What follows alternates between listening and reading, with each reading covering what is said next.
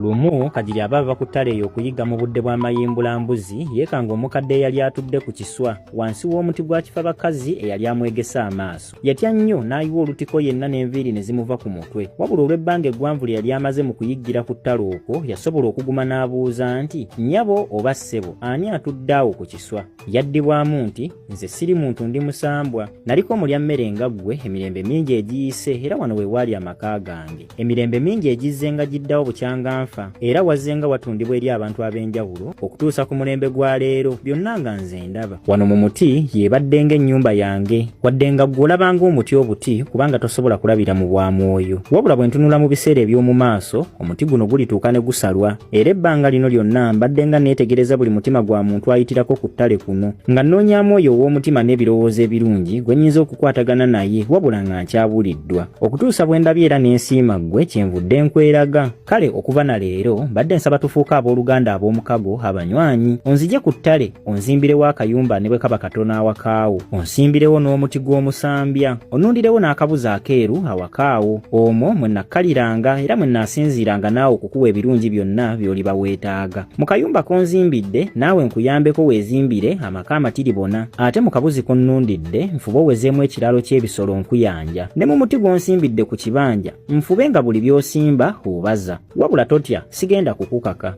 Kati gwe asalawo oba okkiriza oba nedda. Nga byonna Kajiri amaliriza okubiwulira yaddamu nti omusambwa nga gumaze okwanja ensonga, Kajiri yatwala obudde obuwerako nga tannasalawo ng'alowooza ku bizibu byonna bye yali alina mu bulamu bwe mu kiseera ekyo era nga bwe yeefumiitiriza ku butya bw'asobola okuganyulwamu singa abeera akkiriza na butya bw'ayinza okutambula mu bulamu n'ensonga ezo ewatali kumuzaalira mirerembe wadde okumanyikwako omuntu omulala yenna. Oluvannyuma Kajiri yakkiriza wabula ku kakwakkulizo kamu. Yagugamba nti tulina kusooka kukola ndagaano ne ssemateeka atamenyebwe fembi kwe tuteekeddwa okutambulira. Mwattu omusambwa nga gokkiriza era nga bombi batandika kukuba birayiro. Omwo Kajiri mwe yagukaatiririza nti sikututte nga mukozi bukozi wabula nkutwala nga wa luganda ddala. Mukyo ebyange byonna byebibyo n'ebibyo byonna byebyange, n'olwekyo nkusaba obikuumenga era obirabirirenga n'omwoyo gwo gwonna ng'ebibyo ddala. Muno nga mwe muli abaana bange ne bazzukulu bange bonna abaliva mu luse ne mu ntumbwe zange, obayisizanga ddala ng'ababo b'ozaala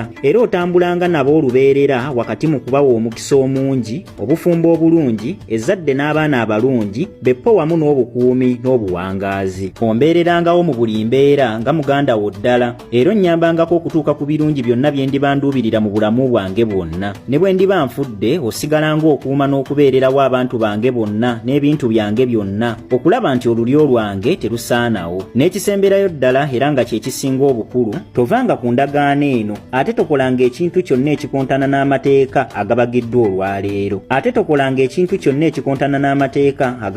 olwaleero. Era olubeerera lwonna tosabanga okukukolera oba okukuwa ekintu kyonna kye tutateesezzaako mu ndagaano eno olwaleero. Byonna omusambwa gwabikkiriza wabula nagwo ne gwongera okumukaatiriza nti naawe olubeerera teweerabiranga ebintu byaffe ebisatu bye nakusabye era obibuuliranga olulyo lwaffe lwe tugenda okutandikawo nti nange wendi era ddala ndi jjajjaabwe nti n'ebirungi byonna bye balisangawo nze omu ku mpagi lwaki weebiri era basigale nga banzisaamu ekitiibwa n'okukuuma ennono gye tukkaanyizaako wano olwaleero. Awo ne Kajiri byonna n'abikkiriza n'agubuuza nti kati ŋŋenda kukwetikka ntya okukutuusa awaka? Koggo nti totya era tetugenda lwaleero wabula kankulagirire by'oba ogenda okukola n'okunoonya olwo olyoke okomewo wano enkya mu budde bw'amayimbulambuzi nga bwe twasisinkaniddeko olwaleero era olwo olyoke onsengule mu butongole.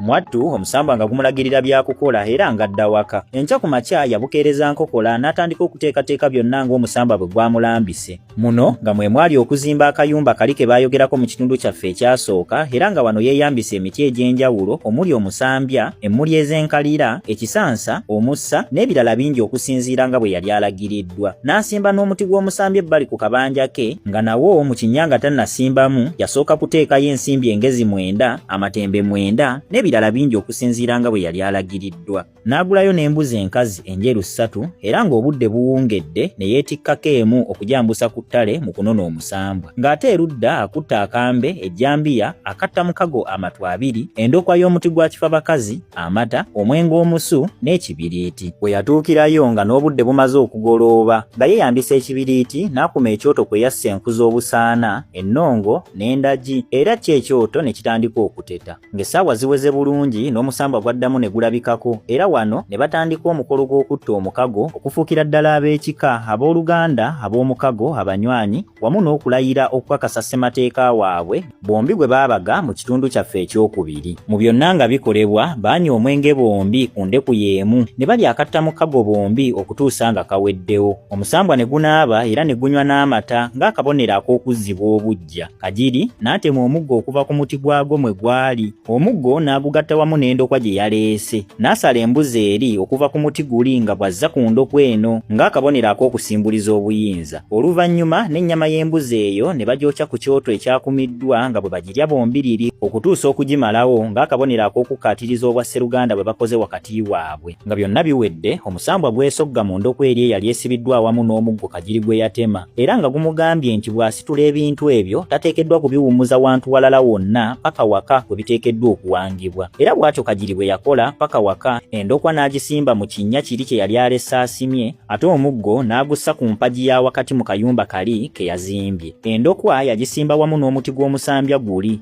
era ng'amaliriza kungulu ku kikolo okwo n'asalirako embuzi endala ng'akabonero ak'okukkaliza n'okukakasa obuyinza awaka awo. Ennyama eyavaako n'agiwa bannayiba be ab'enjawulo ng'akabonero k'okwaniriza n'okukkiriza obuyinza bw'omusambwa ogwo ku kyalo. Olwo embuzi esigadde ey'okusatu yo n'erundibwa bulundibwa nga bwe kyakkaanyizibwako mu kitundu ekyasooka. Okusinziira ku ndagaano Kajiri n'omusambwa gye baali bakkaanyizzaako, buli luvannyuma lwa mwaka ku muti awo waalinanga okusalirwa embuzi enkazi enjeru 2 nga bwe kibadde mu kusooka, era nti ennyama eggyibwako efumbibwangamu ekijjulo okutabuze mwenge musu ne kigabulwa ekyalo, nti ebirungi n'emirembe biryoke byeyongerenga okubukala mu kiko ekyo. Kajiri ky'ataamanya nti eno yeegenda okubeera entandikwa y'essanyu lye wamu n'ennaku ye mu kiseera kyekimu.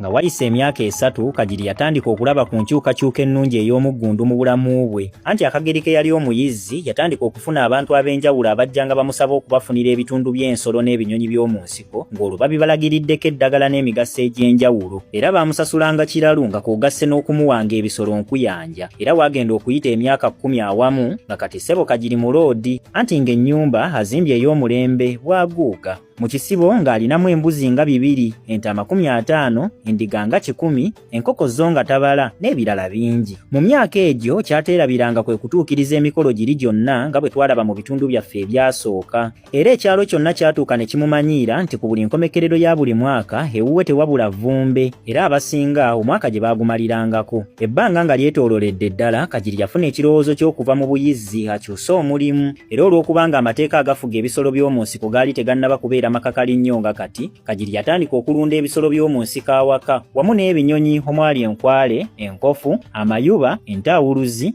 enkusu n'ebirala bingi. Kyokka ate nga n'ebyawaka bulijjo byalunda tabisudde mu guluka. Abantu okuva e Bule n'Ebweya bajjanga ewa Kajiri okwerolera n'okugula ku bisolo wamu n'ebinyonyi by'omu nsiko oba ebimu ku bitundu byabyo, era bonna bajjanga ne ssente, ebirabo n'ebitone eby'enjawulo, nga n'abamu baamusaliranga ku ttaka lyabwe ng'okumusasula okubaguza ku by'omu nsiko eby'omuwendo bye yali alina basobole okubitwala okumala n'okukola ku bizibu byabwe. Bw'atyo Kajiri bwe yagenda agaggawala n'afuukira ddala omusajja ow'ekitiibwa mu bantu era omugundiivu. Kajiri awamu yawasa abakazi 9, basatu mu buli maka, era nga buli awali amaka ge gonsatule waali wanene ekimala, nga buli mukazi n'ekiyungu kye, era buli mukazi n'ennimiro ze. Akageri nti buli maka kumpi gaali gatudde ku acres 74. Kajiri yaweereza ddala abaana 54, 6 mu buli mukazi, era nga bonna abakuzizza bulungi nnyo wakati mu kubalambika n'okubakuutira ku bikwata ku butya bwe yafunamu omukisa gw'ebyo byonna bye balabako, na nnono ki gye basigalanga batambuza ne bw'alibanga afudde. Ku myaka 15 Kajiri yatuuka n'ava mu bulamu bw'ensi nga mumativu era nga musanyufu olw'embeera ennungi gye yalekamu olulyo lwe. Ky'ataamanya nti mu ekyo mwennyini mwe mwekusika okudobonkanyizibwa olulyo lwe. Nga wayise omwaka mulamba abaana ba Kagiri 54 bwe baali basoma ekiraamo mu lumbe lwa kitaabwe mwalimu okubakkaatiriza nti temwetandalanga okwewaŋŋamya mu kifo kyange kye mbaddemu ekyokuwuliziganya n'okukwatagana n'omusambwa guno butereevu era temukwatanga ku bintu byagwo byonna nti mulina kye mutereeza kubanga byonna ndesse biri mulaala era emyaka egiwerako nga gyetoolodde gw'omusambwa gulyerondera yenna bwe guliba gusiimye okudda mu kifo kyange era omusika gwe muteekangako abeeranga muzzukulu wange kubanga y'atazira bakyala bange bendesse era awasizanga mu nnyumba yange wabula tekitegeeza nti asikidde empewo oba omusambwa gwange abeeranga musaale mu kukubiriza abasigadde mwenna okusigala nga mukola ennono yaffe gye nabakuutiranga ey'ekijjulo n'okugabula ebya buli mwaka nga bwe tuzzenga tukola okutuusa empewo yange eno yo bw'erisiima era ne yeerondera mu bali baawo bw'eriddamu okukwatagana naye butereevu era oyo yali nsikira mu buyinza n'emirimu gyange gye mbadde nga nkola siikulwise eyo abaana ba Kagiri ebintu byonna baabitambuza bulungi nnyo ku mulembe gwabwe era emirembe obugagga obuwangaazi omukisa mu kuwasa ne mu kufumbirwa ne byeyongera okubukala mu lulyo lwa Kagiri emyaka nga gyetoololedde ddala abaana ba Kagiri bonna baatuuka ne bafa bukadde omu ku omu wano bazzukulu ba Kagiri abasooka nga mwe muli n'omusika baali bafuukidde ddala basajja na bakazi bakulu abagundiivu abattuludde nabo ku mulembe gwabwe ku mulembe gwa bano olw'eddiini z'Abawarabu n'Abazungu ezaali zitinta ennyo ebiseera ebyo wamu n'okusoma okwaleetebwa Abazungu laba bwe bawalirizibwa okukola ensobi ey'obutabuulira na kulambika baana baabwe kubikwata ku nnono n'ebyafaayo by'omusambwa gwabwe ogw'ekika nga jjajjaabwe Kagiri bwe yaleka abakuutidde bano ku mulembe gwabwe abaana tebalina kintu ky'amaanyi kye baababuulira era baabibakwekanga bukwesi nga babikolera eyo mu nkukutu nga kwotadde n'okulekeraawo okutuukiriza ennono ezimu bo abaana ne bakuzibwa mu ddiini yokka anti ng'abakulu batya nti watya abaana bano tubabuulira ne bajja babinyumya wabweru olwo erinnya ly'ekika kyaffe ne lifa nti tusinza ebya sitaani wano okukigeraageranyaako mu bulamu bwaffe naawe gwampuliriza olwaleero omulembe gw'abazzukulu ba Kagiri abaasooka be bajjajjaffe be tutaalabako be twasembayo okunyumizibwako obunyumizibwa abaaleka tebalina kye babuulidde bazzukulu baabwe omwali bakitaffe bannyaffe basengaffe ne bakkojjaffe so nga baali ebintu babimanyi era nga babikolera eyo mu nkukutu siikulwise eyo emyaka nga gyetoolodde ne bazzukulu ba Kagiri abasooka baatuuka ne bafa bukadde omu ku